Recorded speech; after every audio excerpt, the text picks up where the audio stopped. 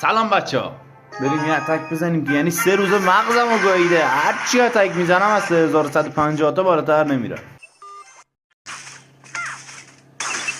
خب گوشمون زنگ خورده، به سختی تلاش کردیم که پاره نشیم که شکر خدا جواب داد. وای دهنت فش بشه. فایر کرک قول جدیدا. حمله اصلیمون از این طرف میزنیم، شاید رستگار شد. الان باز بخواد مگانای دندازه چی گفت. واو تیرم خیلی بد جرم، تیرم تیر نبود. یه داخت کردیم کارو در میگوشم خیلی خوب.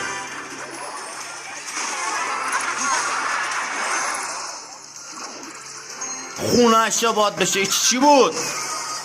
2 کیلومتر راه پرید. باختم هجور باختم.